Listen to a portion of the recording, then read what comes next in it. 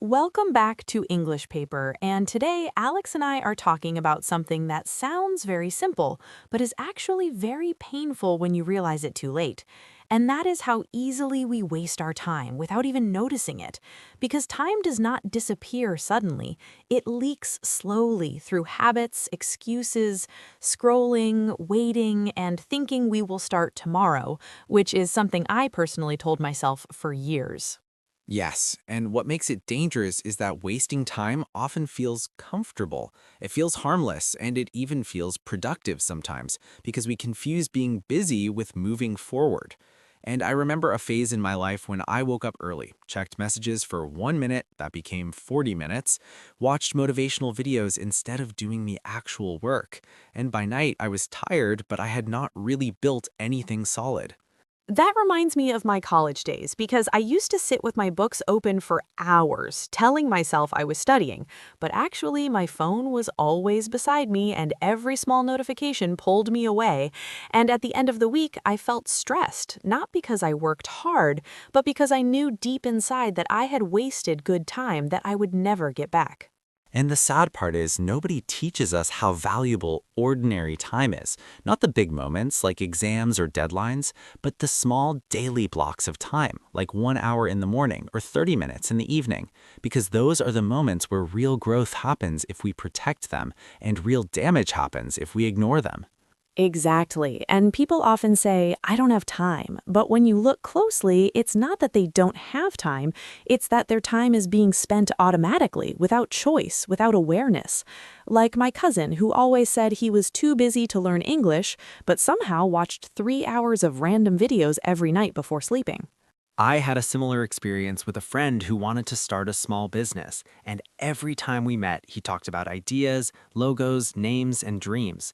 But year after year, nothing changed because his evenings were fully consumed by comfort, by routine, and by the false belief that planning is the same as doing. And what really opened my eyes was when I met a woman at a bus stop who was learning English using a small notebook while waiting for the bus every day. And she told me that she did not have free time at home because of work and family. So she decided to use waiting time, travel time, and silent moments, and within 1 year she was confidently speaking, which made me realize that time is not found, it is used. That story hits hard because it shows that time does not ask about our excuses, it only responds to our actions. And if we do not decide how to spend it, something else will decide for us, usually our phone, our habits, or other people's priorities.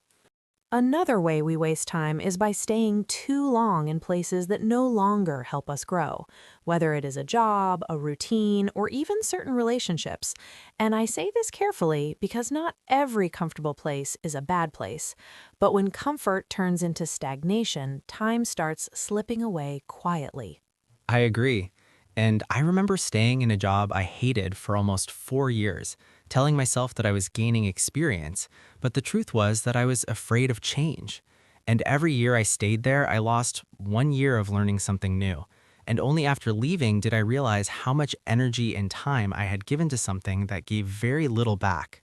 Fear wastes more time than laziness because when you are lazy, at least you know you are resting.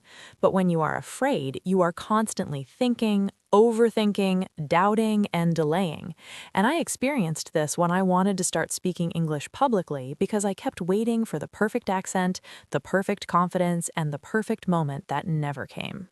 That perfection trap is real, and it shows up everywhere, like students who wait until they feel ready to study, creators who wait until they have perfect equipment, or people who wait until life becomes calm before starting something meaningful, even though life almost never becomes calm.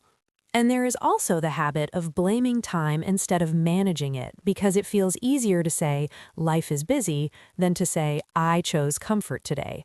And I remember a phase where I complained about not having time to read until I honestly checked my screen time and saw numbers that shocked me.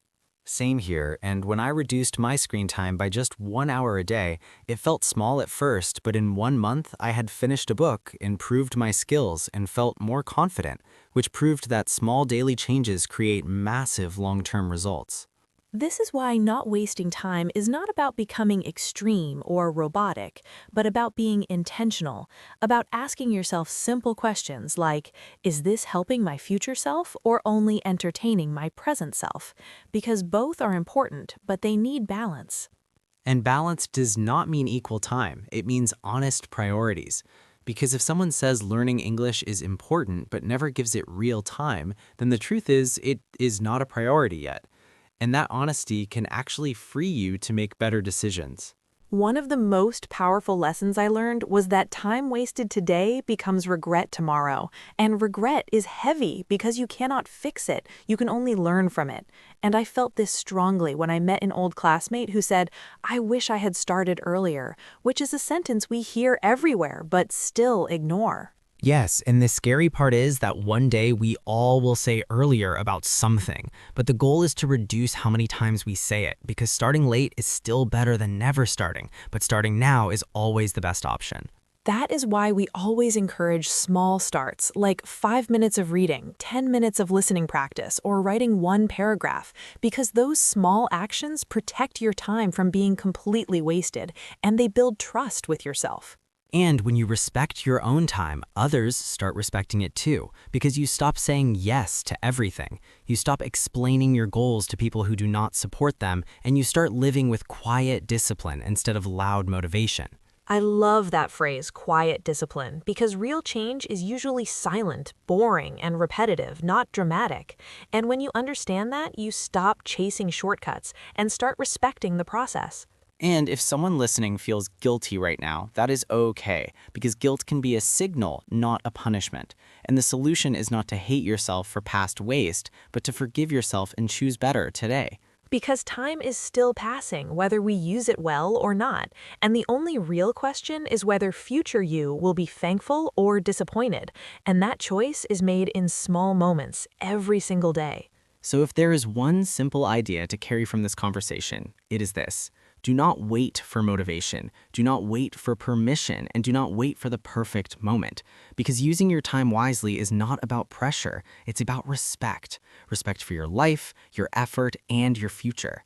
And that respect begins now, quietly, simply, and honestly, with the very next thing you choose to do with your time. And if this conversation made you stop, think, or even question how you are using your time right now, then that means you are already taking the first step toward change. Because awareness always comes before improvement. And we truly hope these thoughts stay with you long after this episode ends. Yes, and if you want more honest conversations like this, more simple English, real-life examples, and ideas that help you grow step by step without pressure, then stay connected with us. Keep learning with us and subscribe to English Paper.